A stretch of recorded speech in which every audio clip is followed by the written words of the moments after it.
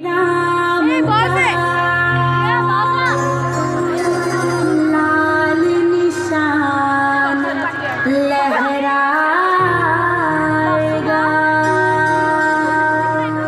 भारत की सरजमीन पर अब एक ही नारा छाएगा। जय श्री राम, जय श्री